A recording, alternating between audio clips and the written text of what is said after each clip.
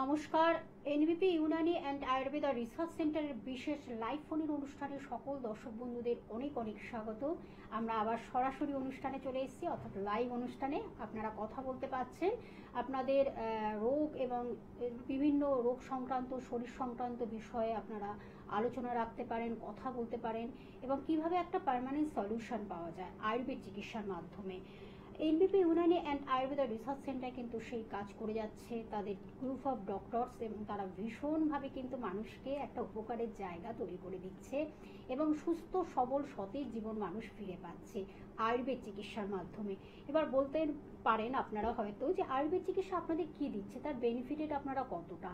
হ্যাঁ, সেটা বলতেই হয়, তার কারণ আয়ুর্বেদ চিকিৎসা আপনাদের কিন্তু একেবারে একটা সুস্থতার জায়গা তৈরি করছে, যেটা বহু প্রাচীন চিকিৎসা, যার মাধ্যমে আপনি একদম একটা রুট থেকে, যেটা শিকড় থেকে একেবারে আগা থেকে গোড়া থেকে আগা, একদম পিওরভাবে আপনি একটা সুস্থ সবল সতেজ জীবনকে ফিরে পাচ্ছেন এবং ভীষণভাবে আপনি কিন্তু একটা কি বলবো পার্মানেন্ট সলিউশন পাচ্ছেন এবং ভেষজ গুণ সমৃদ্ধ, আপনারা সেটা জানেন। তেমন আয়ুর্বেদ চিকিৎসা এমনই একটি চিকিৎসা পদ্ধতি, একেবারে ন্যাচারাল ওয়েতে প্রাকৃতিক ভেষজ গুণ সমৃদ্ধ, প্রকৃতির দান, সেটা নিয়েই কিন্তু আপনি চলছেন।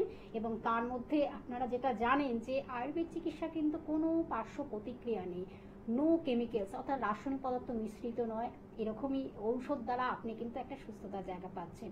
তার মধ্যে আরেকটা কথা বলতেই হয়, যেটা হলো আপনারা ভাবছেন যে অপারেশন, একদম অপারেশনের জায়গা নেই, একেবারে কাটা ছেঁড়া বা যেটা একেবারে অপারেশনের দ্বারা আপনি ভাবছেন যে সুস্থ হবেন, কিন্তু অপারেশনের ক্ষেত্রেও কিন্তু অনেক অন্যান্য চিকিৎসার ক্ষেত্রে সেখানে কিন্তু ঠিকমতো সেই সাকসেসফুল হয় না, হয়তো একবার দুবার তিনবার, সেটাতেও ভালো হয় না। মানুষ এই ভয়ভীতির জায়গাটা মানুষের মধ্যে তো থাকেই, অপারেশনের জায়গাটা সেটা একেবারেই নয়। আয়ুর্বেদ চিকিৎসা কিন্তু অন্য কথা বলছে। অবশ্যই আমাদের সেই নিয়ে প্রতিদিনই আমাদের লাইভ অনুষ্ঠান থাকে, আলোচনা থাকে এবং বিভিন্ন রোগ নিয়ে আমরা আলোচনা রাখি, যেগুলো ভীষণ একেবারে আপনাকে একেবারে খুব একটা দুর্বিষহ জায়গা তৈরি করে দেয়। তার কারণ আয়ুর্বেদ চিকিৎসার মাধ্যমে আপনি কিন্তু বিভিন্ন ক্রনিক চিকিৎসা থেকে ছোট এবং রোগ, বিভিন্ন ছোট বড় বিভিন্ন রোগের চিকিৎসা আপনি পাচ্ছেন এবং একটাবার সুস্থ সবল সতেজ জীবন কিন্তু আপনি ফিরে পাচ্ছেন। অবশ্যই আমাদের সঙ্গে আজকে কিন্তু স্টুডিওতে উপস্থিত হয়েছেন এনবিপি ইউনানি অ্যান্ড আয়ুর্বেদা রিসার্চ সেন্টারের বিশিষ্ট আয়ুর্বেদ চিকিৎসক এবং medical consultant doctor S Bhaduri আমাদের সঙ্গে রয়েছেন। আসুন আমরা আজকে একটু জানি, যেই বিষয়টি হয়তো খুব কমন একটি বিষয় আলোচনা আমরা রাখি, তাও বারবার করে এই আলোচনা আসে। তখন এই পেটের সমস্যা কিন্তু এটা একটা মেজর প্রবলেম এবং এই প্রবলেম থেকে কিভাবে আপনি মুক্তি পাবেন। তখন এটার ক্ষেত্রে কি হয়, পেটের সমস্যা মানেই আপনি যে কোনো কাজে মনোনিবেশ করতে পারছেন না, কনসেন্ট্রেশনটা আপনার অভাব হয়ে যায় এবং তাতে কি হয়, একটা ইরিটেশন তৈরি হয়, ভীষণ বিরক্তিকর। সেই জায়গা থেকে আপনি কিভাবে বেরিয়ে আসবেন পেটের সমস্যা নিয়ে কিন্তু আমাদের আজকের আলোচনা। আমাদের সঙ্গে ডক্টর এস ভাদুরী রয়েছেন, আসুন তার কাছে আমরা স্বাগত জানিয়ে আমাদের অনুষ্ঠানের পথ চলা। স্যার, আপনাকে অনেক অনেক ধন্যবাদ এবং স্বাগত জানাই। আমি প্রথমেই বলে দিলাম, আজকে যে আমরা আলোচনাটি রাখছি পেটের সমস্যা নিয়ে, খুব মেজর প্রবলেম, খুব কমন প্রবলেম এবং খুব ইরিটেটেড প্রবলেম, মানে খুব বিরক্তিকর, মানে কোনো কাজে মনোনিবেশ দেওয়া যায় না, মনোনিবেশ করা যায় না, সে কর্মক্ষেত্রে হোক, বাড়ি হোক, যে কোনো ক্ষেত্রেই হোক। কি সাজেশন দেবেন আপনি পেটের সমস্যাটা কিভাবে আমরা বেরিয়ে আসবো বা সেটাকে কিভাবে একটু ভালো থাকার জন্য কি কি অ্যাডভাইস দেবেন? দেখুন, এই পেটের সমস্যা একটা খুব কমন সমস্যা, প্রায় বাড়িতেই এটা দেখা দেয়। আর পেটের সমস্যাটা তৈরি হয় কিন্তু আমাদের খাদ্য খাবারের ধরন থেকেই। যে খাদ্য খাবারগুলো আমরা খাচ্ছি দৈনন্দিন জীবনে, সেগুলো যদি সঠিক ধরনের খাদ্য খাবার না হয়, মানে যেগুলো হেলদি ফুড যদি না হয় এবং তার সাথে সাথে লাইফস্টাইল যদি ঠিক না থাকে, তাহলে কিন্তু আমাদের পেটের সমস্যাটা আসে, আমরা দেখতে পাই। প্রথমেই বলি তাহলে খাদ্য খাবারের ধরনটা কেমন হওয়া উচিত। আমাদের যে খাদ্য খাবারগুলো খাচ্ছি তার মধ্যে দেখুন, সাধারণভাবে সব রকম খাদ্য খাবারই কিন্তু আমাদের গ্রহণ করতে হবে, তাহলেই কিন্তু আমাদের শরীরে যত রকম মানে ভিটামিনস আছে সেগুলোও যাবে এবং কার্বোহাইড্রেট, প্রোটিন, ফ্যাট এগুলোও কিন্তু যাবে। কিন্তু কি খাচ্ছি আর কেমন করে খাচ্ছি, কখন খাচ্ছি, এটাও কিন্তু আমাদের ম্যাটার করছে যে আমরা সুস্থ থাকবো কি অসুস্থ হয়ে যাব বা পেটের সমস্যা আমাদের হবে কিনা।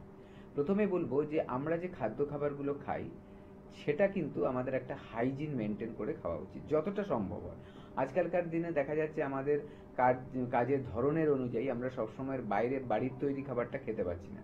তাহলে কি হচ্ছে, বাইরে গিয়ে আমাদের খেতে হচ্ছে এবং অনেক সময় এমন কোথাও খেয়ে নিতে হচ্ছে যেই জায়গাটায় হয়তো পরিষ্কার পরিচ্ছন্নতা নেই, সেটা কিন্তু আমাদের মেনটেন করতে হবে। এটা হচ্ছে ফার্স্ট।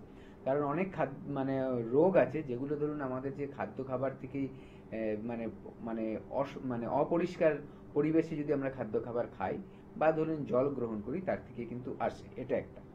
দ্বিতীয়ত কথা, যে আমাদের যে পেট ঠিক রাখার জন্য কয়েকটা নিয়ম আমাদের মানতে হবে খাবারের ব্যাপারে। সেটা হচ্ছে আমরা খুব কিন্তু রিচ খাবারগুলো খাবো না। অতিরিক্ত তেল মশলা বা কষিয়ে যে রান্না খাবারগুলো সেগুলো যদি আমরা বারে বারে খাই, রেগুলার খাই, তাহলে কি দেখা যায় যে আমাদের যে পেটের ভিতরে কিছু ভালো ব্যাকটেরিয়া থাকে, যেই ব্যাকটেরিয়াগুলো আমাদের খাদ্য খাবারে হজম করে, সেই ব্যাকটেরিয়াগুলো কিন্তু নষ্ট হয়ে যায়, মরে যায়। এবং তখন কি হয় যে আমাদের যে খারাপ ব্যাকটেরিয়া যেগুলো আমাদের পেটের সমস্যা তৈরি করে সেগুলো কিন্তু বেড়ে ওঠে, তাদের বংশবৃদ্ধি করে এবং পেটের সমস্যার সৃষ্টি করে। তো এটা আমাদের মাথায় রাখতে হবে যে আমাদের খাদ্য খাবারে যাতে অতিরিক্ত তেল মশলার ব্যাপারটা বা অতিরিক্ত কষিয়ে রান্না করে খেয়ে নেওয়া এগুলো যাতে না থাকে। দ্বিতীয়ত হচ্ছে জাঙ্ক ফুড, ফাস্ট ফুড, যেগুলো আমরা বাইরের খাবার দেখতে পাই, অতিরিক্ত মানে কি বলবো চর্বি জাতীয় খাদ্য খাবার, বা ধরুন খাবার যেগুলো তৈরি হচ্ছে সেগুলোতে যে মশলা দেওয়া হয়েছে সেগুলো খুব তেলের মধ্যে করে পুড়িয়ে দেওয়া হয়, কষাতে কষাতে কি হয় সেগুলো কিন্তু পুড়ে যায়। এটা কিন্তু আনহেলদি, এটা আমাদের মাথায় রাখতে হবে। সেই রকম যদি খাদ্য খাবার আমাদের সামনে আসে সেটাকে যত অ্যাভয়েড করতে পারবো তত কিন্তু আমরা সুস্থতা থাকবো। আর তা না হলেই দেখা যাবে যে আমাদের কিন্তু এই খাবারগুলো আমাদের প্রবলেম করছে। দ্বিতীয় আরেকটা কথা বলে নিই, যেটা বলছিলাম সেটা হচ্ছে কখন খাবো। আমাদের যে খাদ্য খাবার, ধরুন আমি ব্রেকফাস্ট খাচ্ছি, লাঞ্চ খাচ্ছি, ডিনার খাচ্ছি, বা ধরুন বিকেলে আরেকটা কোনো খাবার খাচ্ছি, এই প্রত্যেকটার কিন্তু একটা সময় আছে। সেই সময় মেনে খেতে গেলে কিন্তু আমার হজমটা ঠিক হবে, এবং যখন হজম ঠিক হবে তখন কিন্তু আমার পেটের সমস্যা দেখা দেবে না। যেমন আমরা ভোরবেলা উঠে যদি ফার্স্ট হালকা গরম জল খেয়ে নিই, তারপরে ঘুম থেকে ওঠার 40 মিনিট থেকে 1 ঘন্টার মধ্যে আমাদের ব্রেকফাস্ট কমপ্লিট করি হালকা খাবার, তাতে কিন্তু আমার পেট ঠিক থাকবে। কারণ আমি সারা রাত গ্যাপ পড়ছে, তারপরে যখন খাদ্য খাবার খাচ্ছি, আগে আমার কিন্তু পেটের যে আমার খাদ্য নালীটা সেটাকে আমি পরিষ্কার করে নিলাম কি দিয়ে, একটু হালকা গরম জল নিয়ে, এবং খাদ্য খাবারটা তখন খেলাম হালকা, যাতে সেটা সহজে হজম হয়। এবং তারপরে কিন্তু আমার লাঞ্চ আসবে, ডিনার আসবে, স্ন্যাক্স আসবে, এই ব্যাপারগুলো আসবে। একদম, আমরা আরো এই বিষয়ে জানবো। অবশ্যই একজন বন্ধু রয়েছেন। নমস্কার, কে আছেন সঙ্গে? নমস্কার, ওই শঙ্কর থেকে বলছি, অজয় জয়িতা। আচ্ছা, বলুন কি সমস্যা অজয় বাবু, বলুন। সমস্যা বলতে গেলে বহুদিন ধরে হচ্ছে, মানে হাত যন্ত্রণা, হ্যাঁ, 12 মাস। 12 মাস পা হাত পালা জ্বালা করছে, যন্ত্রণা করছে। আচ্ছা আচ্ছা, কতদিন ধরে হচ্ছে এই প্রবলেমটা? এটা আমরা 20 বছর। 20 বছর? মানে যন্ত্রণাটা কেমন হয়? গাঁটে গাঁটে ব্যথা হয় নাকি মানে কামড়ায়, কামড়াচ্ছে, চিবোচ্ছে? এবারে এই আমি তো বড় হোমিওপ্যাথি ডাক্তার দেখিয়েছিলাম, হ্যাঁ, হোমিওপ্যাথিক বলে তখন তোমার হচ্ছে না, বন্ধু বললো আর যদি আমাদের সঙ্গে কথা বলতে। আচ্ছা, হ্যাঁ, আপনি শুনতে থাকুন, আমি বলছি ব্যাপারটা। দেখুন, এই যে অনেক সময় কি হয় যে আপনার সারা শরীরে ব্যথা হচ্ছে, এটা দুরকম হতে পারে। একটা হচ্ছে নার্ভের প্রবলেম হতে পারে, নার্ভের যেখানে অবস্ট্রাকশন আসে সেখানে কিন্তু দেখা যায় যে ব্যথার সৃষ্টি করে, সেটা শরীরের যে কোনো অংশেই হতে পারে, একটা ব্যাপার। আবার অনেক সময় আমাদের পা গুলো কামড়ায়, চিবোয়, সেখানে দেখা যায় অনেক সময় সুগার যাদের হাই থাকে সেখান থেকে হয়। আপনার 20 বছরের সমস্যা, এটা আপনার বয়সটা ঠিক জানা হলো না, যাই হোক। তো সুগারের সমস্যা হলে হয়তো দেখা যেত যে আপনার যখন একটু বয়স বাড়ছে সেই সময়, সেখান থেকে 20 বছর। কিন্তু আপনার এখন বয়সটা না জানার জন্য আমি বলতে পারছি না মানে ঠিক টাইমটা। তো যাই হোক, সেই হিসাবে আমি একটাই কথা বলবো যে এটা কি কি কারণে হতে পারে। একটা বললাম যে নার্ভের সমস্যা হতে পারে, সুগার থেকে অনেক সময় ডায়াবেটিক নিউরোপ্যাথি হয়, সেখানেও কিন্তু ব্যথার সৃষ্টি হয়, নার্ভগুলো শিথিল হয়ে যায়, অবশ হতে থাকে, সেখানে চলাফেরায় অসুবিধা হয়, আবার ব্যথারও সৃষ্টি হয়। আবার অনেক সময় রিউমেটয়েড আর্থারাইটিস, যেটা আমরা আমবাত বলি আয়ুর্বেদাতে, এই রিউমেটয়েড আর্থারাইটিসটা কিন্তু শরীরের সারা শরীরেই ব্যথা হয়, ঠিক আছে? চিবোবে, ব্যথাটা অনেকদিন ধরেই থাকতে পারে। রিউমেটয়েড আর্থারাইটিস একটা কিন্তু অটো ইমিউন ডিজিজ বলা হয়, মানে আমাদের যে রোগ প্রতিরোধ ক্ষমতা, রোগটা মানে আমাদের বডির যে ইমিউনিটি সেটা কিন্তু নষ্ট হতে থাকে, আমাদের এগেনস্টেই কাজ করে এবং সে বিভিন্ন রোগের সৃষ্টি করে। তার মধ্যে এই রিউমেটয়েড আর্থারাইটিসটা কিন্তু একটা সমস্যা। তো সেটাও হতে পারে। সঠিক নির্ণয় করার জন্য আপনার কিন্তু একবার আমাদের কাছে আসতে হবে, আমাদের ডাক্তারবাবুরা দেখবে, দেখে ওটা ডিসিশন নিতে পারবে যে কি প্রবলেমের জন্য আপনার ব্যথাটা হচ্ছে, এবং সেইভাবে ট্রিটমেন্ট করলে কিন্তু দেখবেন আপনার প্রবলেমটা ঠিক হয়ে যাবে। একদম। কারণ 20 বছর ধরে উনি কিন্তু সেই ট্রিটমেন্টে রয়েছেন, তবু তার কোনো একেবারে সলিউশন পাননি। তার জন্য কিন্তু অবশ্যই এনবিপি আপনাদের জন্য রয়েছেন, একজন বন্ধু রয়েছে। নমস্কার, কে আছেন সঙ্গে? হ্যাঁ নমস্কার, নমস্কার আমি আপনাকে।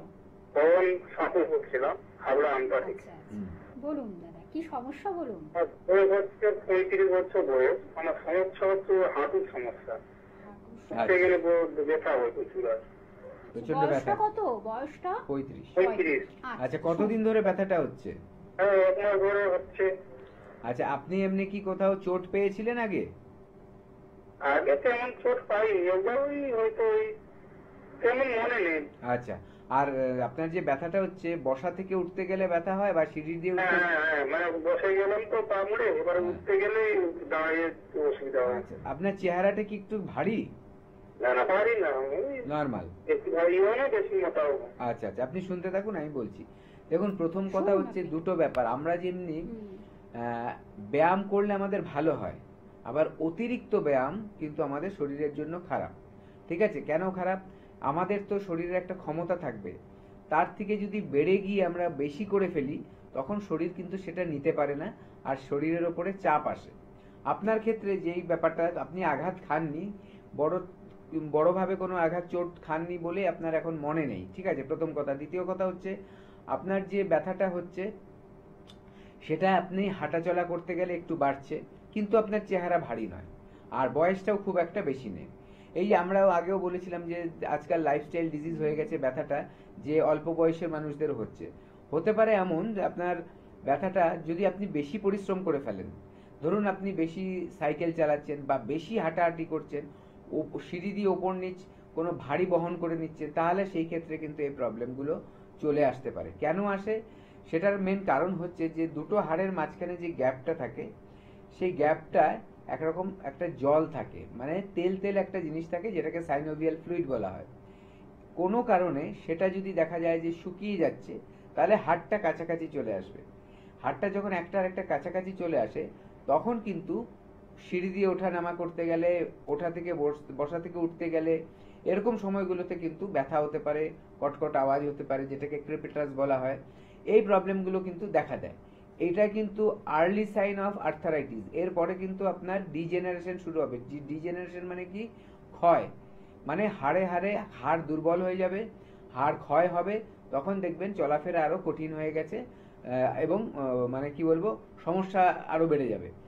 এইটাকে যদি আপনি ঠেকিয়ে রাখতে চান, যাতে আপনার ওই প্রবলেমটা না আসে, তাহলে একটাই কাজ করতে হবে আপনার কিন্তু আমাদের সেন্টারে আসতে হবে। আপনার কাছাকাছি যেটা আমাদের ক্লিনিক আছে, সেই ক্লিনিকে আসুন, এসে আমাদের ডাক্তারবাবুদের দেখান।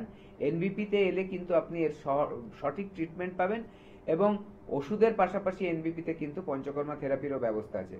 দুটো মিলে যখন ট্রিটমেন্ট হবে, কঠিন থেকে কঠিন সমস্যাও কিন্তু আস্তে আস্তে ঠিক হয়ে যেতে পারে। একদম। ডাক্তারবাবু, আমার একটা জিজ্ঞাসা, যে এই যে পেটের সমস্যা থেকে আমাদের কি কি আরো আমাদের শরীরে আরো রোগ, নতুন নতুন রোগ তৈরি হতে পারে, যদি একটু দেখুন, বলেন। পেটের সমস্যা যেটা বললাম, হুম। মানে খাদ্য খাওয়ার ঠিক মতো হজম না হওয়া, হুম। যেটাকে কি তৈরি করে, পেটের মধ্যে একটা অপাক্য আম তৈরি করে। মানে যেই আম মানে এক ধরনের শ্লেষ্মার মতো জিনিস, যেটা হচ্ছে বর্জ্য পদার্থ। ঠিক আছে? সেটাকে কিন্তু পেটের মধ্যে সৃষ্টি হয়। কেন সৃষ্টি হয় আমি প্রথমেই বললাম। এবার ওইটা যখনই সৃষ্টি হবে, আপনার কি কি সমস্যা আসতে পারে? প্রথম কথা যেটা, আপনার কিন্তু অ্যাসিড বেড়ে যেতে পারে। ঠিক আছে? আপনার হাইপার অ্যাসিডিটি হতে পারে। এটা হচ্ছে একটা খুব কমন। এই জিইআরডি বলে একটা রোগ হয়। সেটা কি হয়? Gastro oesophageal acid reflex disease. মানে এই যে আমাদের ইসোফেগাস আছে, এই যে খাদ্যনালী যেটা আছে মুখের থেকে শুরু হয়ে স্টমাকে গেছে, স্টমাকটাকে আমরা গ্যাস্ট্রিক বলছি। এই গ্যাস্ট্রিক আর ইসোফেগাস, এই দুটো মিলিয়ে যে এই জায়গাটা, এখানে কি হবে, পেটের মধ্যে আমাদের অ্যাসিডটা থাকে, সেটা উল্টো দিকে রিফ্লেক্স, মানে উল্টো দিকে যাওয়া শুরু করবে। কখন ওটা হয়? যখন আমার যে খাদ্যনালীটা দেখা যায় একটা তালা আছে, মানে দরজা আছে সেই স্টমাকের আর খাদ্যনালীর মাঝখানে, স্টমাকটা লুজ হয়ে যাচ্ছে, এটা কখন লুজ হয়? অতিরিক্ত যদি অ্যাসিড হতেই থাকে মানুষের বারে বারে বারে বছরের পর বছর, তখন কিন্তু এই প্রবলেমটা হয়।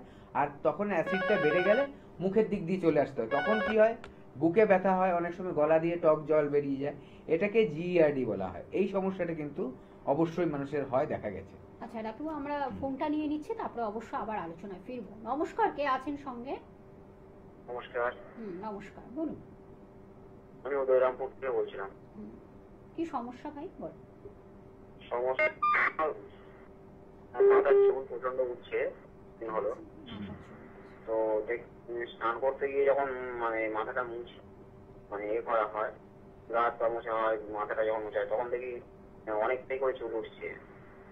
চুলগুলো আমি অনেক হাতে চুল উঠে আসছে, শ্যাম্পু মাখলে তো বেশি হয়। আরো কতদিন ধরে হচ্ছে প্রবলেমটা? ও 3-4 মাসই হচ্ছে। 3-4 মাস। আর কিন্তু আমি কতদিন অতটা লক্ষ্য করিনি, কিন্তু আমি দেখছি যে স্নান করতে গেলে এটা বেশি হচ্ছে, 3-4 মাস লক্ষ্য করছি। আচ্ছা, আপনি কোন জলে স্নান করেন? আমি স্নান করি বলতে ওই তোলা জলেই স্নান করি। আচ্ছা, আর না, জলে কি আয়রন বেশি আছে?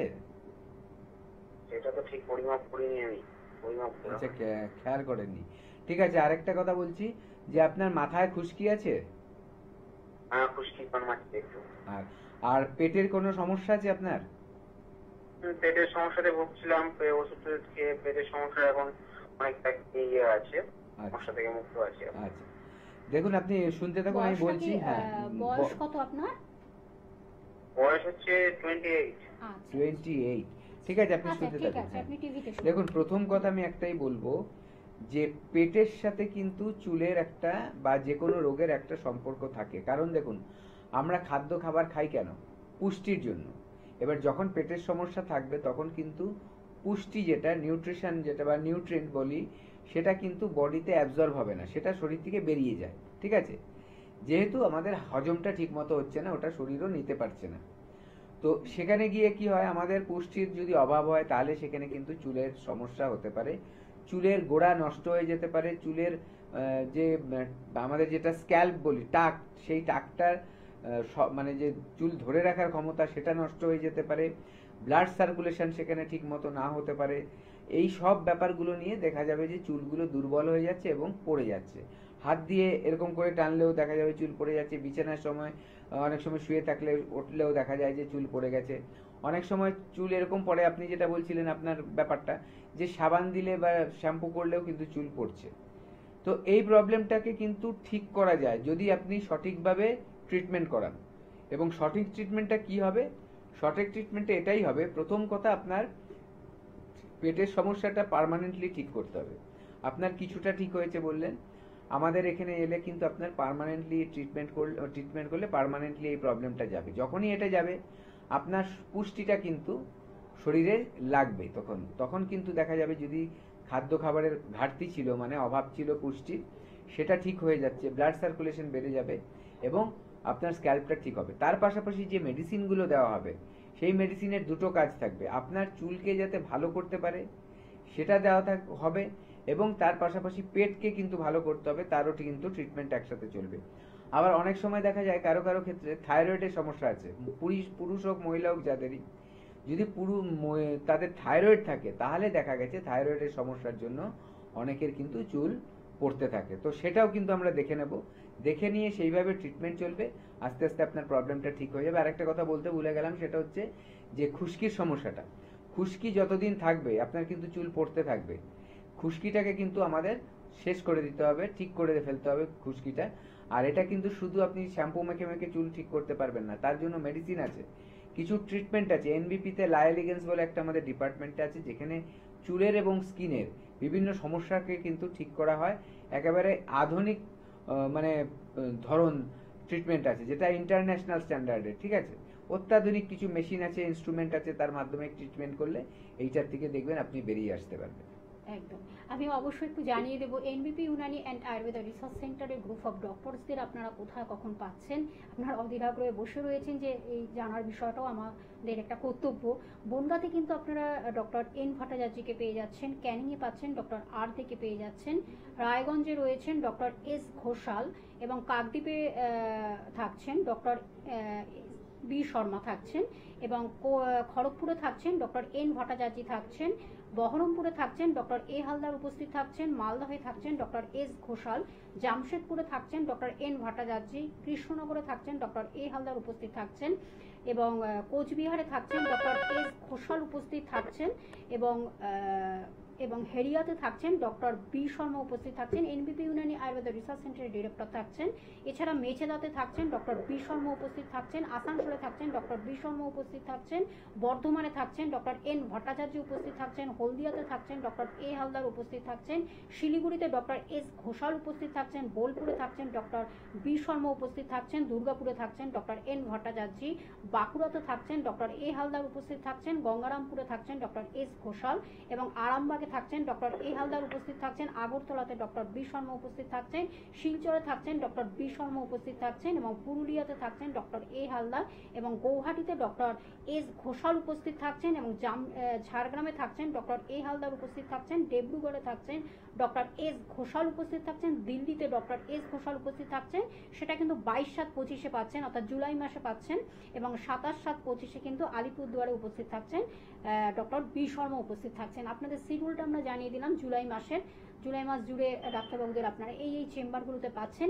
এছাড়া কিন্তু আপনারা জানেন এনবিপি ইউনানি আয়ুর্বেদ রিসার্চ সেন্টারের কিন্তু হেড অফিস কিন্তু মধ্যমগ্রামে অবস্থিত, এবং সেখানে কিন্তু আপনারা পাচ্ছেন সোম থেকে শনি কিন্তু এনবিপির প্রত্যেকটা এক্সপিরিয়েন্স ডক্টরদের পেয়ে যাচ্ছেন। এছাড়া উত্তর কলকাতার মধ্যে হাতিবাগানে পাচ্ছেন চেম্বার, এছাড়া ল্যান্সডাউনে পাচ্ছেন দক্ষিণ কলকাতার মধ্যে, বেলুড়ে পাচ্ছেন, খিদিরপুরে পাচ্ছেন, এবং হাওড়া, শিবপুর, বাল্টিগুড়িতেও বন্ধুরা পেয়ে যাচ্ছেন, এবং দক্ষিণ 24 পরগনার আমতলাতে পাচ্ছেন, সেখানে কিন্তু উপস্থিত থাকেন ডক্টর বি শর্মা প্রত্যেক বৃহস্পতিবার। আপনাদের ফোন নাম্বারটা একটু জানিয়ে দিচ্ছি, হেল্পিং নাম্বার বলে টিভি স্ক্রিনে যে দুটি নাম্বার আপনারা দেখতে পাচ্ছেন, 9830235527 একটি নাম্বার, এবং আরেকটি আমার 9830235537, এই দুটি নাম্বারের মাধ্যমে আপনারা কিন্তু প্রপার জায়গাগুলো দেখতে পাচ্ছেন, জানতে পাচ্ছেন, এবং আপনারা প্লিজ একটু জেনে নেবেন এই বিষয়ে, এবং যদি কোথাও চিকিৎসা করে থাকে তার ট্রিটমেন্টে কিন্তু আপনার প্রেসক্রিপশন এবং রিপোর্টগুলো ক্যারি করে আনবেন অবশ্যই। একজন বন্ধু রয়েছে, নমস্কার, কে আছেন সঙ্গে? হ্যালো, হ্যাঁ নমস্কার, বলুন। হ্যাঁ আমি মির্জাপুর থেকে বলছি। বলুন, কি সমস্যাটা বলুন। সমস্যা বলতে সকালবেলা না ঘুম ভেঙে উঠে দেখছি পিঠে প্রচন্ড যন্ত্রণা। আচ্ছা, এটা কতদিন ধরে হয়েছে? পিঠে বাঁদিকটাতে প্রচন্ড ব্যথা যন্ত্রণা। কতদিন ধরে হয়েছে? হ্যাঁ, ব্যথাটা কতদিন ধরে? ঘুম থেকে উঠেই দেখছি। মানে আজকেই দেখছেন? আজকেই দেখছি। আচ্ছা, আপনার মানে কোনো বেকায়দায় শুয়ে পড়েছিলেন, এরকম হয়েছে কি? না, এরকম তো হয়নি যে আমি বেকায়দায় শুয়ে পড়েছিলাম। আচ্ছা, এর জন্য কি আমার যেরকম শুই সেরকমই শুয়েছিলাম। কি করেছেন? এর জন্য কিছু করেছেন?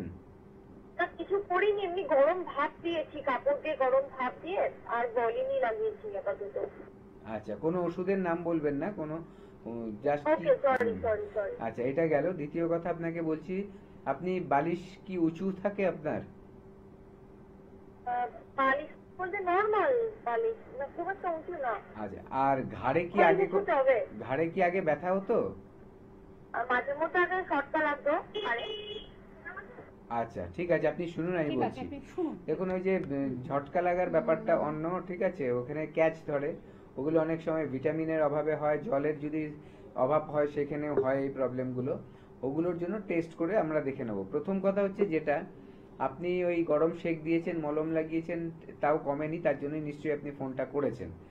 প্রথমে যেটা আপনার করতে হবে, আগে যেমনি ঘাড়ে ব্যথা হতো, আপনি সেই হিসাবেই আমি বলছি যে বালিশটা ইউজ করবেন না। তার থেকে ভালো কি, ঠিক ঘাড়ের নিচে, ঘাড়ের এই জায়গাটায় একটা টাওয়েল, মোটা টাওয়েল রোল করে দেবেন। স্নানের টাওয়েল যে বড় হয় সেগুলোকে রোল করে দিয়ে, বালিশের মতো হবে দেখতে, সেটা ঘাড়ের নিচে দিয়ে ঘুমোবেন। অথবা কোনো চাদরটাকে ওরকম গোল করে মুড়িয়ে নিয়ে ঘাড়ের নিচে দিয়ে ঘুমোবেন। তাহলে আপনার যে ঘাড়ের যে শেপটা, ওটা ঠিক থাকবে। ঠিক আছে, এটা হচ্ছে ফার্স্ট। দ্বিতীয়ত হচ্ছে, আপনার একটা মাথায় রাখবেন যে অনেক সময় আমরা বেকায়দায় ঘুমিয়ে পড়ি, যতক্ষণ ঘুমিয়ে থেকে আমরা তো বুঝতে পারি না। তাহলে তো যদি বুঝেই ফেলতাম তাহলে আমাদের ঘুমটাই হতো না। ঠিক আছে, এটা মাথায় রাখবেন। অনেক সময় এটাও হয় যে বেকায়দায় ধরুন আমরা শুয়ে আছি, ধরুন ঘাটটা এমন ভাবে বেঁকে আছে 5 ঘন্টা 6 ঘন্টা, হট করে যখন উঠছি তখন দেখা গেল ওইভাবে থেকে আমার ব্যথা হয়ে গেছে। এই ব্যথাটা কিন্তু অনেক সময় আমাদের হয়। সেই ব্যথাটা হলে দেখবেন 1-2 দিনের মধ্যে ঠিক হয়ে যাবে। হ্যাঁ, হালকা শেক দিচ্ছেন গরম, ওটা দিন। বালিশটা যেটা আছে ওটাকে অ্যাভয়েড করে ওরকম আমি যেভাবে বললাম রোল করে দিন, আস্তে আস্তে ঠিক হয়ে যাবে। যদি দেখছেন না ব্যথাটা বাড়ছে অথবা ব্যথাটা কমলো না, দুটোর মধ্যে যেটাই হতে পারে, যে ব্যথাটা আগে যেমন ছিল তাই থাকছে অথবা বেড়ে যাচ্ছে, তাহলে অবশ্যই আমাদের সাথে যোগাযোগ করবেন হেল্পলাইনে এবং এসে দেখাবেন। তাহলে আমরা এক্সরে করে হোক বা কোনো টেস্ট দিলে আমরা বুঝে যাব কি কারণে ব্যথাটা হচ্ছে, সে তার ট্রিটমেন্ট করাবো। একদম, আমরা এই বিষয়ে জানলাম। ডাক্তারবাবু, যেটা হলো আমাদের পেটের সমস্যা নিয়ে আলোচনা হচ্ছে, এই বিশেষ করে এই বর্ষার সিজনে। আচ্ছা, সিজনের ব্যাপারে কি এগুলো হতে পারে পেটের সমস্যা? এটা একটা আলাদা মানে আমরা সমস্যায় পড়তে পারি? হ্যাঁ, এটা আমি যেটা বলছিলাম যে পেটের সমস্যা হয় বর্ষাকালে, জলের থেকে হয়, ঠিক আছে। তো যে আমাদের যে অ্যামেবিক ডিসেন্ট্রি যেটা বলা হয়, ঠিক আছে, বা অ্যামোবায়াসিস আমরা যেটা বলি, আমাশয়, সেটা কিন্তু অনেক সময় দেখা যায় কারো কারো ক্ষেত্রে এই বর্ষাকালে হয়। আর তার জন্য কিন্তু জলটা একটা বড় ফ্যাক্টর। চেষ্টা করবেন সবসময় বাড়িতে থাকলে একদম পরিষ্কার পরিচ্ছন্নভাবে জলটাকে ফিল্টার করে খাওয়া। আর বাইরে যদি থাকেন তাহলে যেখান থেকে মানে খোলা জল খেয়ে নেবেন না। কি করবেন, একটা কাজ করবেন, একটু পয়সা খরচা হলেও হয় ওখান থেকে ভালো কোনো ব্র্যান্ডের জল কিনে খাবেন।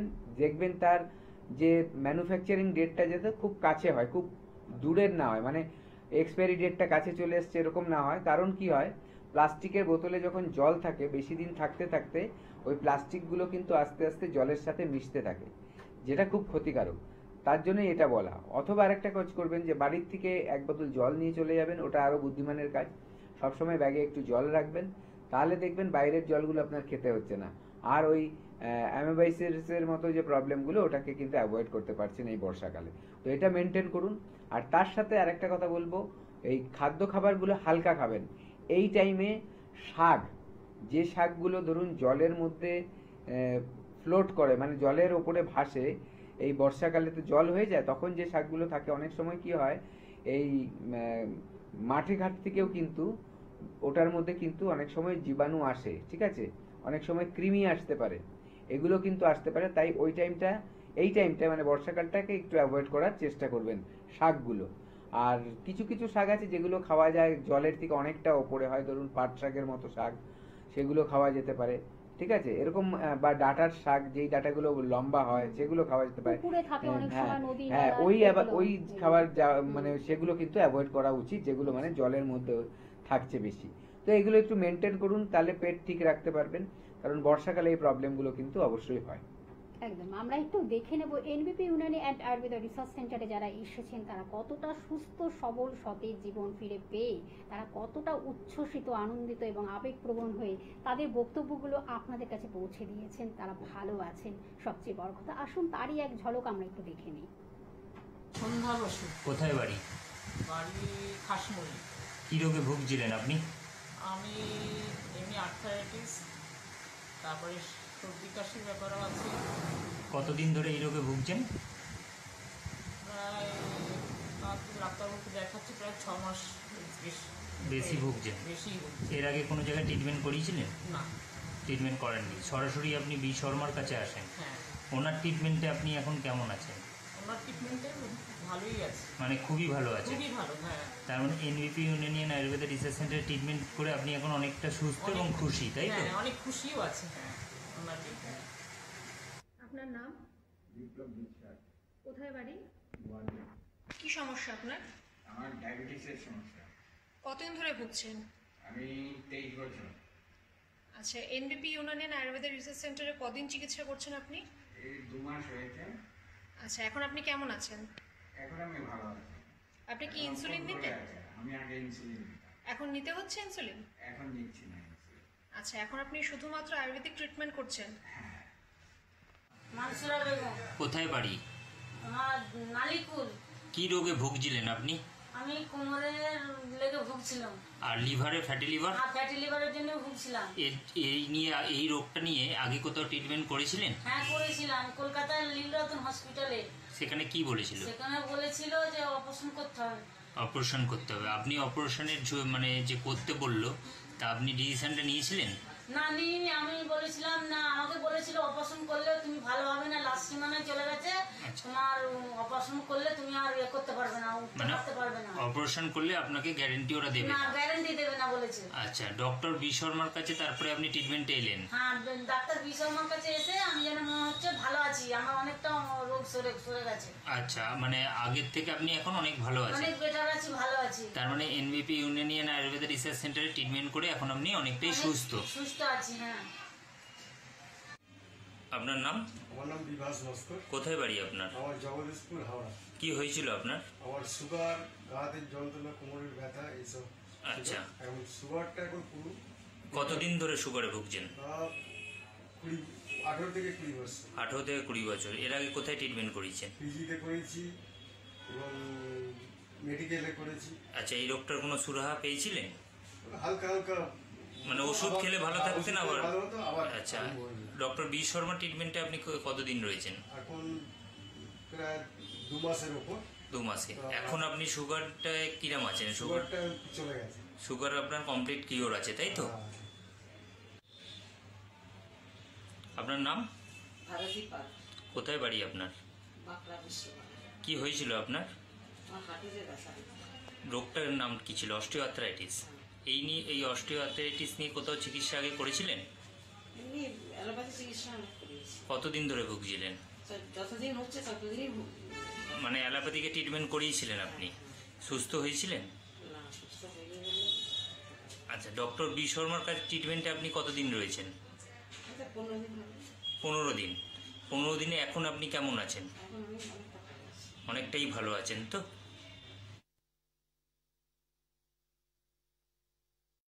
হ্যাঁ, নমস্কার দাদা, আপনার নামটা একটু বলবেন? আমার নাম হচ্ছে শেখ তৈয়বুর রহমান। কোথা থেকে এসেছেন আপনি? আমি মেছেদা শান্তিপুর থেকে এসেছি। আর কতদিন আগে ডক্টর বি শর্মার কাছে এসেছিলেন এবং কি সমস্যার জন্য এসেছিলেন? আমি 2022 সালের 28শে ডিসেম্বর আমি এসেছিলাম। আচ্ছা, কি সমস্যার জন্য আমার এসেছিলেন? সুগার রোগের জন্য। বর্তমানে কেমন আছেন আপনি সুগারে? আমি ওনার কাছে 2022 সালে দেখিয়ে 23-24 সালের আমার আগস্ট মাসে আমার সুগার কমপ্লিট হয়ে গেছে, ভালো হয়ে গেছে। মানে সম্পূর্ণ ভালো হয়ে গেছেন আর আপনার সুগারের জন্য মেডিসিন খেতে হচ্ছে না? না, আমি আর কোনো মেডিসিন খাই না। আমি আচ্ছা, ডাক্তার শর্মাকে দেখিয়ে, বি শর্মাকে দেখিয়ে আমি ভালো হয়েছি। এবং আপনার পরিবারের অন্যান্যরাও কি তাদের সমস্যার জন্য ডক্টর বি শর্মার কাছে আসেন? হ্যাঁ, আমার ফ্যামিলিকে, আমার স্ত্রীকে আমি দেখাচ্ছি। তারও শারীরিক অনেক রকম ইয়ে আছে, অসুবিধা আছে, সেইগুলোকেও দেখাচ্ছি, সেগুলোও সুস্থ হচ্ছে। বেশ। আর অন্যান্য যারা ভিউয়ার্সরা বা যারা আপনার কথা শুনছেন তাদের জন্য আপনার কি বক্তব্য থাকবে? আমার বক্তব্য থাকবে মোটামুটি সারা পশ্চিমবঙ্গে বা সারা ইন্ডিয়ার যত রুগী এই চ্যানেল দেখেন, বি শর্মার অনুষ্ঠান দেখেন, এই বি শর্মা ডাক্তারবাবুকে দেখাবেন এবং সবাই সুস্থ হবেন। যে এরকমই রোগ হোক না, মাথা পায়ের চুল থেকে মাথার নখ পর্যন্ত সমস্ত রকমের রোগ বিনা অপারেশনে ভালো হবেন। ধন্যবাদ দাদা।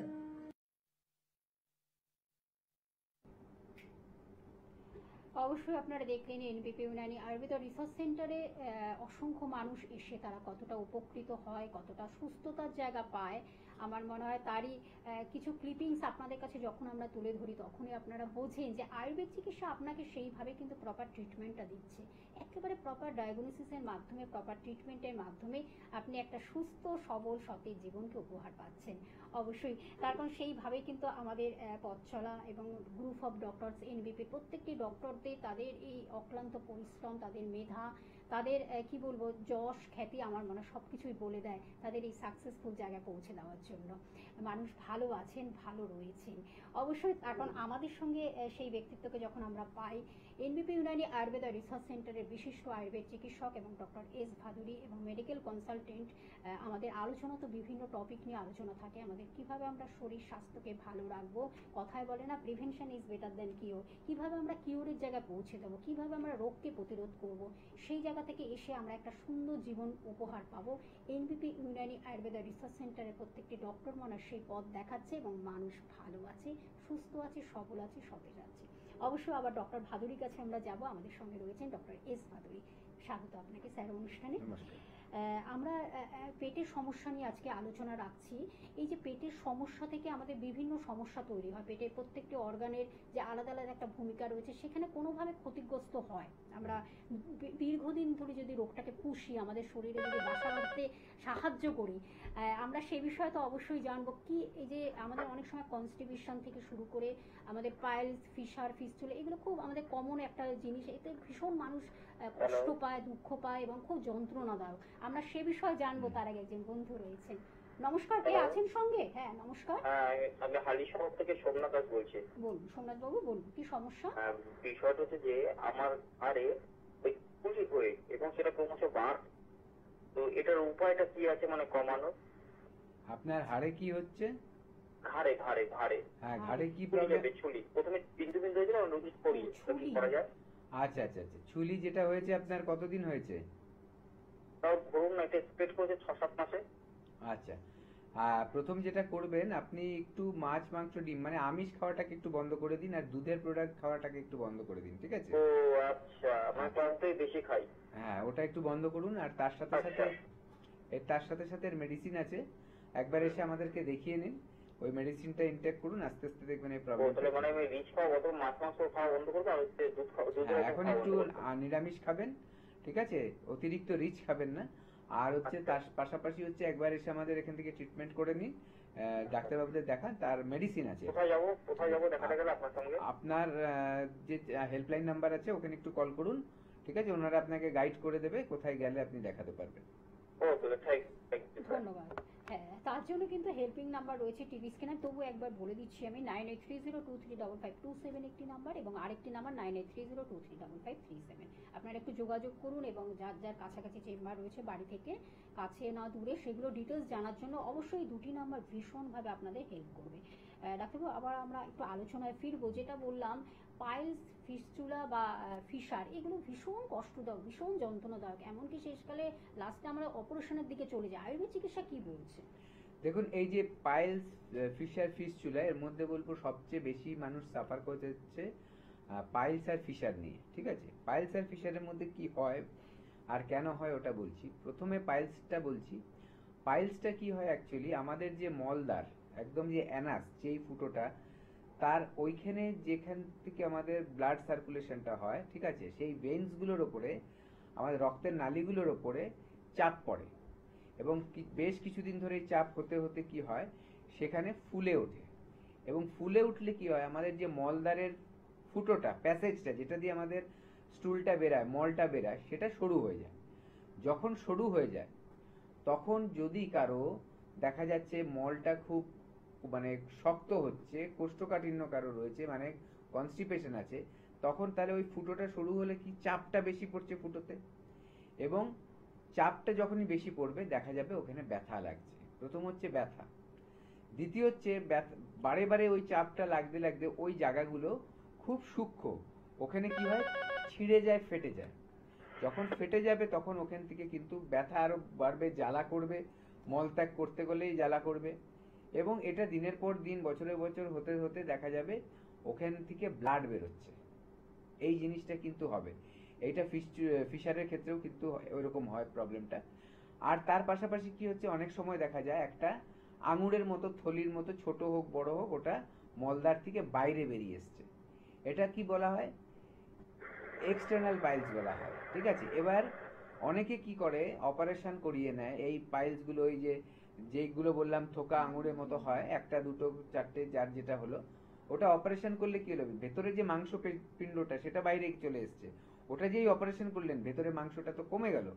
তার মানে ভেতরে যে আমাদের মলদ্বারটাকে যেরকম শক্ত করে আমরা নর্মাল রাখি, এবং যখন আমাদের মলের চাপ আসে তখন বেগ আসে, দেখবেন আমরা বেগ এলেই কিন্তু করে নিই না, আমরা 2-4 মিনিট, 10 মিনিট, আধ ঘন্টা ওটাকে চেপে রাখি, এবং যখন আমাদের সুবিধা হয় আমরা ওটা করতে যাই, দেখা যায় কিছু কিছু সময়। তো ওই যে চেপে রাখার ক্ষমতাটা, ওটাই কিন্তু নষ্ট হয়ে যায়। অনেকে একবার নয়, 2বার 3বার করে কিন্তু অপারেশন করায়, কিন্তু আবার হয়ে যায়। করতে করতে একটা টাইম এমন হয়ে যায়, তখন আর পায়খানা ধরে রাখার কন্ট্রোলটা কিন্তু আর আপনার থাকবে না। এইরকম কন্ডিশনে কিন্তু অনেকে আমাদের কাছে চলে আসে, এসে বলে আমি করেছি অপারেশন, দুবার হোক, কারো একবার, কারো 3বার, আমার সারেনি ডাক্তারবাবু, এবার আমাকে সারিয়ে দিন, খুব কষ্ট পাচ্ছি। আলটিমেটলি কি হলো, সে অপারেশন করলো, ক্ষতি হলো, কোনো উপকার হলো না, পার্মানেন্ট কোনো সলিউশন পেলো না। আমাদের এখানে এলে লাভটা কি হচ্ছে, আমরা ওনার দুরকম ট্রিটমেন্ট করছি। একটা হচ্ছে পাইলস থেকে যেই ঘটনাগুলো ঘটেছে, ব্লাড সার্কুলেশনটা ঠিক হবে, ওখানে যেটা কাটাছড়া হয়ে গেছে সেগুলো রিপেয়ার হবে, ওখানে যদি কোনো রকম ঘা সৃষ্টি হয় সেটা ঠিক হবে, যেটা থেকে ব্লিডিং হচ্ছে, ঠিক আছে। তার পাশাপাশি যে কারণে এইগুলো হচ্ছিল, চাপ লাগতো বেশি কনস্টিপেশনের জন্য, সেই কনস্টিপেশনটাও আমরা ঠিক করব। যখন দুটো প্রবলেম ঠিক হয়ে গেল, আর তখন আপনার ব্লাড বেরোবে না, পটি করতে গেলে জ্বালা করবে না, আপনার ওই থলের মতো, আঙুনের মতো থলে মতো একটা বেরিয়ে আসবে না, আপনি সুস্থ হয়ে গেলেন। এখানেই হচ্ছে তফাৎ। এনবিপিতে কেন লোক আসে, এই যে আপনারা টিভিতে প্রোগ্রামে দেখতে পান, অনেকেই বলছে আমি এই রোগ থেকে সেরে গেছি, আরেকজন বলছে আমি ওই রোগ থেকে সেরে গেছি। এরা সব হচ্ছে পেশেন্ট, এরা সুস্থ হয়েছে, উপকার পেয়েছে বলেই আমরা তাদের এই ঘটনাগুলো আপনাদেরকে টিভির সামনে এনে দেখাই, যাতে আপনিও একটা কনফিডেন্স পান, যাতে আপনিও বুঝতে পারেন যে হ্যাঁ, এনবিপির আয়ুর্বেদে ট্রিটমেন্ট করাতে এলে আমিও এই উপকারগুলো পেতে পারি, তার জন্য আপনাদেরকে দেখানো হয়। কারো যদি এরকম কোনো সমস্যা থাকে তাহলে কিন্তু অবশ্যই বলবো হেল্পলাইন নাম্বারে কল করে আমাদের সাথে যোগাযোগ করুন। সব রোগের ট্রিটমেন্ট আছে, শুধু সময় থাকতে আপনার কিন্তু আসতে হবে, এটা মাথায় রাখবেন। একদম। একজন বন্ধু রয়েছেন, নমস্কার, কে আছেন সঙ্গে? হ্যাঁ নমস্কার। হ্যাঁ নমস্কার, বলুন। আমি হাওড়া থেকে বলছি। সমস্যাটা বলুন। হ্যাঁ, সমস্যা হচ্ছে আমার মানে ডান পায়ে মানে গোড়ালি মানে যেদিন সেদিন ফুলে যায় আর ব্যথা করে প্রচন্ড। আচ্ছা, আপনার কি গোড়ালিতে কি কিছু খুব চাপ লাগে নাকি এটা নরমাল আর কি, নরমাল হাঁটা চলাই করেন? না না, নরমালি হাঁটা চলা করি। আচ্ছা, গোড়ালিতে যে লাগছে এটা কি কতদিন ধরে হয়েছে? হ্যাঁ, 1 বছর হয়ে গেল। আচ্ছা, আপনি কোনো এর জন্য ট্রিটমেন্ট করিয়েছেন? না না না, কোনো ট্রিটমেন্টই করাইনি। আচ্ছা, আমি বলছি, আপনি শুনুন, ঠিক আছে। আপনার কিন্তু এই সমস্যাটা দুটো জিনিস হতে পারে, ঠিক আছে। সেটা কি, একটা হতে পারে যে আপনার ইউরিক অ্যাসিড বেড়ে গেছে, তার জন্য গোড়ালিতে ব্যথা হচ্ছে, ঠিক আছে। ইউরিক অ্যাসিড বেড়ে গেলে সেই প্রবলেমটা হয়। অনেকের আবার একটা হাড় বাড়া বলে, ঠিক আছে, যেটাকে বলা হয় ক্যালকেনিয়াম স্পার। এই দুটো সমস্যার থেকে কিন্তু দেখা যায় যে গোড়ালিতে ব্যথা হয়। এবার আপনার কি হয়েছে মেইনলি ব্যাপারটা, সেটা আপনি যদি আমাদের কাছে আসেন তা আমরা পরীক্ষা করে দেখে নিয়ে বলতে পারবো অ্যাকচুয়ালি কি কারণে এই ব্যথাটা হচ্ছে, এবং সেই অনুযায়ী ট্রিটমেন্ট করলে আপনার এটা কিন্তু সেরে যাবে। ঘাবড়াবেন না, কিন্তু ফেলে রাখবেন না, যত দিন যাবে নাহলে ব্যথাটা বাড়তে থাকবে। একদম। আরেকজন বন্ধু রয়েছে, নমস্কার, কে আছেন সঙ্গে? আমি হলদিয়া থেকে সায়ন্ত মুখার্জি বলছি। বলুন। বলছি যে আমার দীর্ঘ 5-7 বছর ধরে না ডান কাঁধে স্পন্ডাইলিটিসে ব্যথা। আচ্ছা, ঠিক আছে, আমি হোমিওপ্যাথি ওষুধ খাচ্ছি কিন্তু সারছে না, আর শীতকালে বেশি ব্যথা হয়। আচ্ছা, আপনার এমনি ধরুন, জেনে নিলে মনে হয় ভালো। হ্যাঁ, বয়সটা বলুন। কত আপনার? বয়স হচ্ছে আমার ওই 63 বছর। কত? 63। আচ্ছা, তাহলে আপনি এখন কি ঘরেই থাকেন না কোনো কাজকর্ম করেন? না, আমার তো ভারী কাজ করতে হয় আমাকে, কারণ আমি তো একটা সাধারণ ঘরের মানুষ। আচ্ছা, ঠিক আছে, আপনি শুনতে থাকুন, আমি বলছি। প্রথম কথা হচ্ছে, দেখুন আপনার 63 এজ হয়েছে, এই সময় যে কি হয়, হাড়ের মধ্যে জোরটা কমে যায়, ঠিক আছে, ক্যালসিয়াম ডিপোজিশনটা কম হয়, তাই জন্য হাড়ের যে ঘনত্বটা সেটাও কমতে থাকে, প্রথম কথা। দ্বিতীয় কথা হচ্ছে, আপনার যে কোনো মানুষের কিন্তু স্পন্ডেলাইসিস যেটা আছে সেটা একদিনে হয় না। দীর্ঘদিন একইভাবে যদি কোনো একটা কাজ করতে থাকেন, কোনো একটা মানে সাধারণের থেকে একটু বেশি ভারী তুলছেন, বা দিনের পর দিন ঘাড় সামনের দিকে তাকিয়ে রেখে বা নিচু করে রেখে কাজ করছেন, সেটা হতে পারে আপনার ল্যাপটপ ইউজ করছেন, আপনার লেখাপড়ার কাজ করছেন, বা মোবাইল ইউজ করছেন, যাই হোক, সামনের দিকে যদি বেশি ঝুঁকিয়ে কাজ করতে থাকেন, তাহলে এই প্রবলেমটা কি হয় যে আপনার ঘাড়ের যে শেপটা সেটা কিন্তু নষ্ট হয় দিনের পর দিন করতে করতে। যখন নষ্ট হবে তখন কিন্তু স্পন্ডেলাইসিসের ব্যথাটা শুরু হবে। একটা হচ্ছে নার্ভের ওপরে চাপ পড়ে, ব্লাড সার্কুলেশন অবস্ট্রাকশন আছে, সেখান থেকে দেখা যাবে ঘাড় থেকে আস্তে আস্তে হাত দিয়ে অনেক সময় ব্যথাটা নামতে থাকে। কারণ আপনি বললেন আমার ঘাড়ের ডান দিকে ব্যথা, ঘাড়ের হাড় থাকে মাঝখানে, আপনার ডান দিকে মানে ওই ঘাড় থেকে ব্যথাটা ডান দিকে চলে আসছে, ঠিক আছে, এই ব্যাপারটা হতে পারে। আরো যখন অ্যাডভান্স স্টেজ যদি হয়ে যায়, এটা দেখা যাবে হাড় ক্ষয়ে যাবে, তখন কিন্তু আরো প্রবলেমে পড়বেন। এখন যদি চান যে এটাকে ঠিক করে নিতে, এমনিই আপনার বয়সটা কিন্তু বাড়ছে, 63 হয়েছে, এবং আপনি ভারী কাজও করছেন, এটা কিন্তু অ্যাভয়েড করতে হবে যতটা পারবেন। কারণ দেখুন, আপনার কাজকে আমি বন্ধ করে দিতে বলতে পারি না, কারণ সেটা আপনার একটা প্রয়োজন, কিন্তু চেষ্টা করুন যাতে অতিরিক্ত ঘাড়ে চাপ না পড়ে, অতটুকুই ওজন ক্যারি করার। তো তাহলে দেখবেন আপনি একটু কমফোর্টেবল থাকবেন। এবং তার পাশাপাশি ট্রিটমেন্ট আছে আমাদের এখানে, পঞ্চকর্মা থেরাপি আছে, সেটা কিন্তু খুব এফেক্টিভ এই ব্যথার জন্য। পঞ্চকর্মা থেরাপি করিয়ে নিন এবং তার সাথে মেডিসিন ইনটেক করুন, আমরা ডাক্তারবাবুদের আমাদের এখানে এলে পেয়ে যাবেন। তাহলে দেখবেন আস্তে আস্তে আপনার প্রবলেমটা কিন্তু কমতে থাকবে। একদম। আমরা অবশ্যই তার আগে একটু জানিয়ে দেবো, এনবিপি ইউনানি আয়ুর্বেদা রিসার্চ সেন্টারের গ্রুপ অফ ডক্টরসদের আপনারা কোথায় কখন পেয়ে যাচ্ছেন তার এই শিডিউলটা আমি একটু জানিয়ে দিচ্ছি। জুলাই মাস জুড়ে রয়েছেন তারা।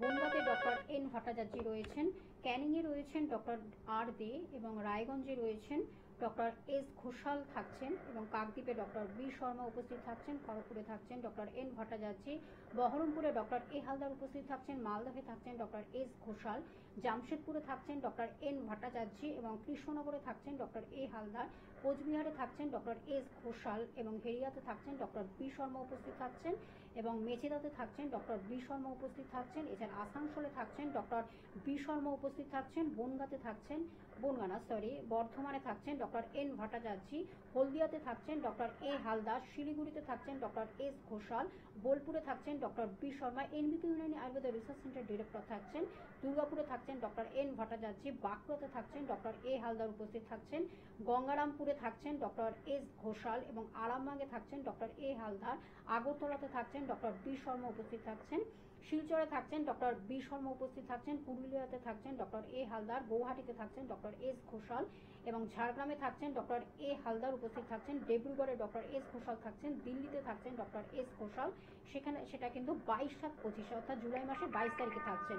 আলিপুরদুয়ারে থাকছেন ডক্টর এস বি শর্মা থাকছেন, আলিপুরদুয়ারে ডক্টর বি শর্মা উপস্থিত থাকছেন। একজন বন্ধু রয়েছেন, নমস্কার, কে আছেন সঙ্গে?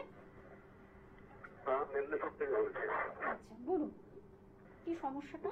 সমস্যা ওই দুটো হাঁটু ব্যথা, আজকে মাস মতো হলো। মেডিসিন ডাক্তারবাবুকে বলে একটা হয়েছে, যদিও ফটো তোলা হয়নি। আচ্ছা, হাঁটুর ব্যথাটা মাস যাবত হচ্ছে, যে আপনার কি চলাফেরা করতে অসুবিধা হচ্ছে না ওঠা বসা থেকে অসুবিধা হচ্ছে? বাম দিকে একটু আওয়াজ হচ্ছে হাঁটলে, বাম দিকে হাঁটুটা। আচ্ছা আচ্ছা, এটা আর সিঁড়ি দিয়ে ওঠানামা করেন কি আপনি? হ্যাঁ, অবশ্যই করি। আর আপনি টয়লেট ইউজ করেন কি, মানে কোমোট ইউজ করেন না নর্মাল ইন্ডিয়ান স্টাইল ইউজ করেন? মানে আপনি যখন টয়লেটে যান, পটিতে যান, কোমোট ইউজ করেন না নর্মাল যেটা হয়? নর্মাল। আচ্ছা আচ্ছা, আপনার বয়সটা কত?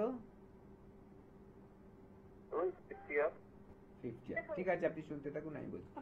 দেখুন, প্রথম কথা হচ্ছে এই যে হাঁটুর সমস্যা, এইটা হচ্ছে একটা বড় সমস্যা। আজকাল দেখা যায় যদি আমাদের কাছে ব্যথা নিয়ে 10 জন আসে, তার মধ্যে দেখা যায় যে 8 জনেরই হাঁটুর সমস্যা।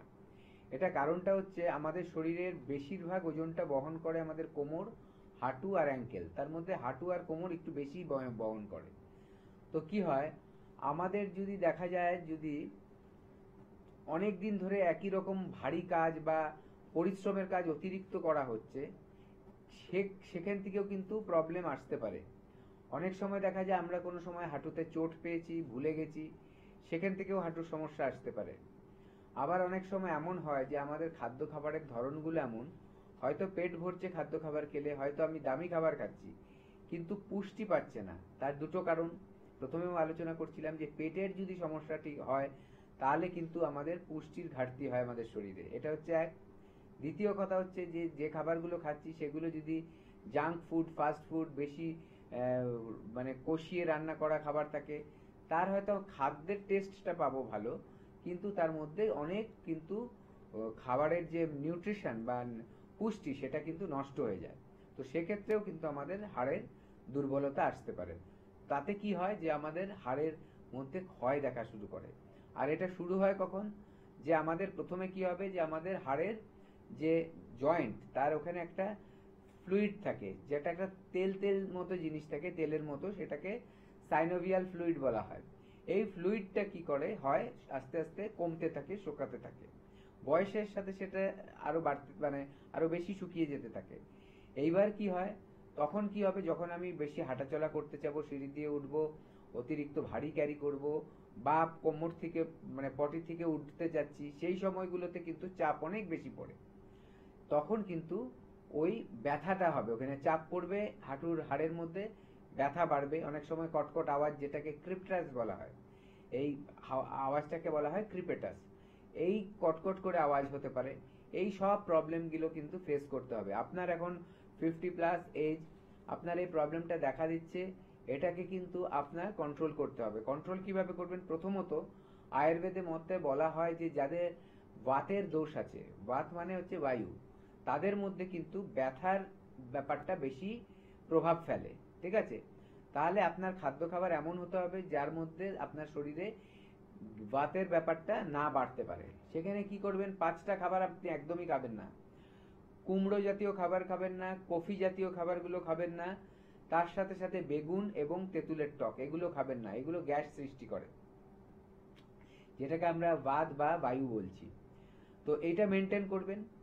এবং তার পাশাপাশি ঠান্ডার ব্যাপারগুলো একটু মাথায় রাখবেন, যাতে ঠান্ডা জিনিস খাবেন না, তাহলেও কিন্তু ব্যথা অ্যাগ্রিভেট করে, মানে বেড়ে যায়। সেটা ফ্রিজ থেকে বের করে ডাইরেক্ট জিনিস খেয়ে নেবেন না। কোনো খুব ঠান্ডা জিনিস, মানে ঠান্ডার টক দই, মানে দই ঠান্ডা বা ধরুন অন্য কোনো খাবার ঠান্ডা, সেগুলো কিন্তু আপনি খাবেন না। তাহলে যে মানে এই বায়ুর ব্যাপারটা বা বাতের ব্যাপারটা সেটা কিন্তু বেড়ে যাবে। তো এগুলো অ্যাভয়েড করুন। আরেকটা কথা বলবো, যদি দেখছেন যে এটা চট করে কমছে না, তাহলে বুঝবেন ভেতরে কিন্তু সমস্যাটা বেড়ে আছে। তার জন্য আমাদের ট্রিটমেন্ট আছে। এনবিপিতে আসুন, ট্রিটমেন্ট করুন, দেখবেন আস্তে আস্তে কিন্তু আপনার প্রবলেমটা কমতে থাকবে। একদম। আমি তার আগে একটু বলে দেবো, এনবিপি ইউনানি আয়ুর্বেদা রিসার্চ সেন্টারের হেড অফিস কিন্তু আপনারা জানেন মধ্যমগ্রামে অবস্থিত। সেখানে সোম থেকে শনি কিন্তু প্রত্যেকটা এক্সপিরিয়েন্স ডক্টরদের আপনারা পাচ্ছেন। এবং উত্তর কলকাতার মধ্যে হাতিবাগানে চেম্বার রয়েছে, ল্যান্সডাউনে হলো দক্ষিণ কলকাতার মধ্যে পাচ্ছেন অবশ্যই, বেলুড়ে পাচ্ছেন চেম্বার, এবং খিদিরপুরও বন্ধুরা পাচ্ছেন চেম্বার, এবং হাওড়া শিবপুর বাল্টিগুড়িতে রয়েছে চেম্বার। এছাড়া কিন্তু প্রত্যেক বৃহস্পতিবার দক্ষিণ 24 পরগনার আমতলাতে চেম্বারে কিন্তু অবশ্যই ডক্টর বি শর্মা উপস্থিত থাকেন। এনবিপি ইউনানি আয়ুর্বেদা রিসার্চ সেন্টারে ডিরেক্টর থাকছেন। এবং ফোন নাম্বারটা আমি একটু জানিয়ে দিচ্ছি, হেল্পিং নাম্বার বলে টিভি স্ক্রিনে আপনারা দুটি নাম্বার দেখতে পাচ্ছেন, 9830235527 একটি নাম্বার, এবং আরেকটি নাম্বার 9830235537। এই দুটি নাম্বারের মাধ্যমে আপনি কিন্তু ডিটেলসটা জানতে পাচ্ছেন যে আপনার বাড়ি থেকে চেম্বার কতটা কাছে না দূরে, এবং কোন ডাক্তারবাবু কখন কোথায় বসছেন, সব কিছু জানার জন্য এই দুটি নাম্বার ভীষণভাবে আপনাদের হেল্প করবে। আর যদি কোথাও ট্রিটমেন্ট করে থাকেন, তার প্লিজ কিন্তু আপনারা কিন্তু তার প্রেসক্রিপশন এবং রিপোর্টগুলো ক্যারি করবেন, নিয়ে আসবেন সঙ্গে। তাহলে কি হয়, আরও সুন্দরভাবে সেটা প্রপার ডায়াগনোসিস এবং প্রপার ট্রিটমেন্টের মাধ্যমে আপনি কিন্তু একটা সুস্থ সবল সতেজ জীবনকে পাচ্ছেন ফিরে। অবশ্যই এনবিপি কিন্তু আপনাদের জন্য সর্বক্ষণ রয়েছে। সেখানে কিন্তু সব চিকিৎসা, যেমন বিভিন্ন চিকিৎসা হয়, ক্রনিক চিকিৎসা থেকে ছোট বড় বিভিন্ন রোগের যেমন চিকিৎসা হয়, তার সঙ্গে কিন্তু আপনারা স্কিন এবং হেয়ারের ট্রিটমেন্ট সেটাও পাচ্ছেন। সেখানে একই ছাদের তলায় কিন্তু সব কিছু রয়েছে। অ্যাস্থেটিক একটি ডিপার্টমেন্ট রয়েছে, লা এলিগেন্স, সেখানে কিন্তু আপনাদের এই স্কিন এবং হেয়ারের ট্রিটমেন্ট, তার সঙ্গে সৌন্দর্য কীভাবে রাখা যায় এবং সৌন্দর্যকে ধরে রাখা যায়, ভালো রাখা যায়, নিজেকে যত্ন সহকারে করা যায়, সব কিছু জানার জন্য কিন্তু এখানে কিন্তু লা এলিগেন্স বলে একটি ডিপার্টমেন্ট রয়েছে। আপনারা একটু যোগাযোগ করবেন প্লিজ, সব কিছু ডিটেলসটা জেনে নেবেন ফোনের মাধ্যমে। আর এখানে আরেকটি যেটা আপনাদের বলার বিষয়, সেটা কিন্তু পঞ্চকর্ম থেরাপি। সেখানে কিন্তু থেরাপিও একটি রয়েছে, একেবারে আধুনিকতার ছোঁয়া দিয়ে কিন্তু আয়ুর্বেদ চিকিৎসা তারা কিন্তু একটা সুন্দর উন্নত জায়গায় পৌঁছে দিয়েছে প্রতিটি ঘরে ঘরে। কলকাতা, পশ্চিমবঙ্গ, ভারতবর্ষ এবং বিদেশের বুকেও কিন্তু আয়ুর্বেদ চিকিৎসাকে ঘরে ঘরে তারা পৌঁছে দিচ্ছেন। মানুষ ভালো আছেন, সবচেয়ে বড় কথা। আবার আমি ডক্টর ভাদুরীর কাছে যাব। ডাক্তারবাবু, যে আমরা বিভিন্ন আলোচনা করলাম পেটের বিভিন্ন সমস্যা নিয়ে, আমরা একটু জানবো এই যে লিভার আমাদের যেটা খুব ভাইটাল একটি অর্গান, তার সঙ্গে পেটের সমস্যার কি একটা ভালোভাবে কি একটা সুন্দর কি বলবো একটা মানে তাদের দুজনের লিঙ্কটা আমি একটু জানবো, যে পেটের সমস্যা কিন্তু লিভারের উপর এফেক্ট করতে পারে বা তার রিফ্লেকশন করতে পারে, আমরা একটু জানবো সে বিষয়ে। হ্যাঁ, অবশ্যই এটা হবে, কারণ দেখুন পেট হচ্ছে এমন একটা ব্যাপার যেখানে কিন্তু আমাদের হজমের ব্যাপারটা থাকে, ডাইজেশনটা থাকে। আর লিভার হচ্ছে একটা আমাদের শরীরের সবচেয়ে বড় কিন্তু গ্ল্যান্ড। এই লিভারের মধ্যে কিন্তু অনেক ফাংশন আছে, তার মধ্যে একটা ফাংশন হচ্ছে যে এনজাইম তৈরি করে, যে এনজাইমগুলো আমাদের হজমে কাজে লাগে। এবার যদি সেই এনজাইমগুলো ঠিক মতো না তৈরি হয়, তাহলে আমাদের হজম হবে না। এবার এনজাইমগুলো কেন ঠিক মতো হবে না সেটাও একটা জানার বিষয় আছে। আপনি যেটা বললেন না, একটা আরেকটার সাথে লিঙ্ক আছে কিনা, অবশ্যই লিঙ্ক আছে। যেমন ধরুন যদি পেটের আমাদের কোনো সমস্যা হয় খাদ্য খাবারের দিকে, তাহলে সেটা কিন্তু এফেক্ট করে আমাদের লিভারে। কিভাবে এফেক্ট করে? লিভারের মেন কাজ একটা বলবো যে সেটা হচ্ছে আমাদের যে কোনো খাদ্য খাবার তার পুষ্টিটা যখন আমার শরীরে যাবে, ব্লাডে যাবে, তার আগে কিন্তু আমরা কি ফোনটা কি নিয়ে হ্যাঁ নেব? ফোনটা একটু নিয়ে আচ্ছা, নমস্কার, কে আছেন সঙ্গে? হ্যালো, আমি হাওড়ার ফোন থেকে বলছি। বলুন, কি সমস্যাটা বলুন। মানে আমার দাদুরা কিছুদিন আগে পায়ের এক জায়গায় চোট লেগেছিল, হ্যাঁ, কিন্তু এক্সরে করা হয়েছিল, কোনো রকমের কোনো ক্র্যাক বা কিছু কোনো কিছুই ধরা পড়ে, হ্যাঁ, নর্মাল জায়গাটা ফুলের মতো আছে। আচ্ছা, হ্যাঁ, কতদিন ধরে হয়ে আছে? হ্যাঁ, সপ্তাহ দুয়েক হয়ে গেল, এক্সরে করা হচ্ছে, এক্সরেতে কিছু ধরা পড়েনি। আচ্ছা নর্মাল ফুলে আছে। আচ্ছা, ওই জায়গাটা কি মানে হাত দিলে টিপ দিলে কিন্তু ডেবে যাচ্ছে নাকি একদম শক্ত হয়ে আছে?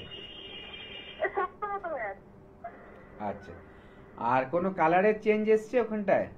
না না না না, কোনো কালারের চেঞ্জ আসছে না। ঠিক আছে, আপনি শুনতে থাকুন, আমি বলবো।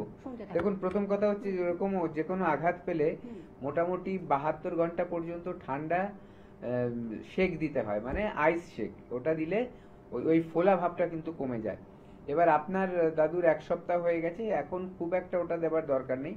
প্রথম যেটা করার আছে আপনার, তো দেখুন ওটা আস্তে আস্তে 2-1 দিনের মধ্যে আরো কমছে কিনা, না হলে কিন্তু এর ট্রিটমেন্টটা করতে হবে। আপনার এক্সরেতে হয়তো ধরা পড়েনি, অনেক সময় কি হয় এটাকে সফট টিস্যু ইনজুরি বলে, আর এক্সরে করলে কোনো কাটা মানে ভেঙে যায়নি সেটা ধরা পড়বে, যে ভাঙেনি তার জন্য কিছু দেখতে পাচ্ছে না, কিন্তু দেখবেন জায়গাটা ফুলে আছে, হয়তো রিপোর্টে লিখেও দেবে, ঠিক আছে?